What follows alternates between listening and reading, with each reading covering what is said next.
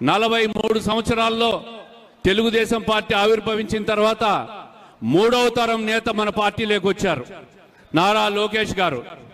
మరి పార్టీకి భవిష్యత్తులో యువతకు ఒక భరోసా ఇవ్వాలన్నా, పార్టీకి భరోసా ఇవ్వాలన్నా నారా లోకేష్ గారిని డిప్యూటీ సీఎంగా ప్రమోట్ చేయాలని చెప్పి మేమందరం కూడా కోరుకుంటున్నాం సార్.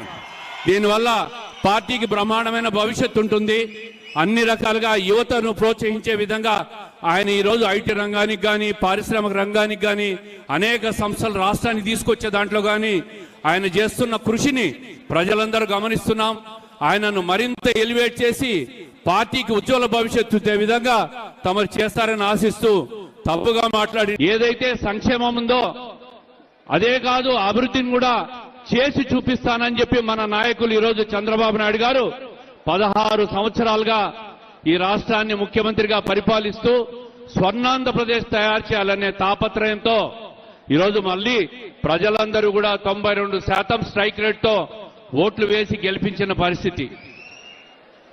మరి ఒక్కసారి గత 5 సంవత్సరాల పరిస్థితికి పోతే రాష్ట్రమంతటా అరాచకాన్ని చూసి ఈ రాష్ట్రానికి మీరే పెద్ద దిక్కు, ఈ రాష్ట్రానికి అభివృద్ధి చేయాలన్నా, సంక్షేమం చేయాలన్నా ఒక్క చంద్రబాబు నాయుడు గారితోనే సాధ్యమవుతుందనే విషయాన్ని ప్రజలందరూ అర్థం చేసుకొని ఈరోజు మళ్లీ ఓట్లేసి 6 నెలల తర్వాత మొదటిసారిగా కడప జిల్లా పర్యటనకు వచ్చినందుకు మన తెలుగుదేశం పార్టీ కుటుంబ సభ్యులందరి తరఫున మన నాయకుడికి హర్షధ్వానాల మధ్య స్వాగతం తెలియజేయాల్సిందిగా కోరుకుంటున్నా.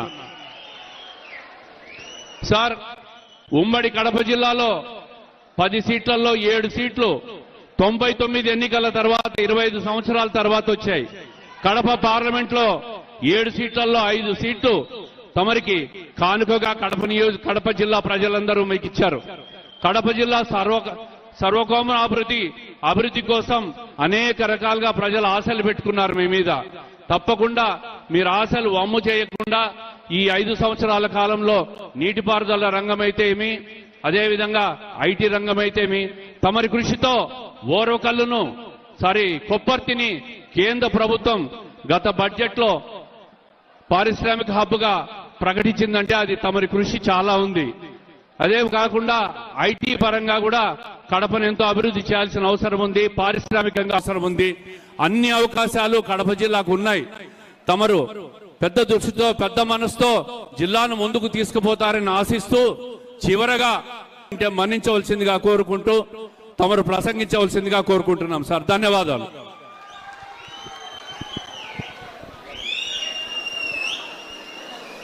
మైదుకూరు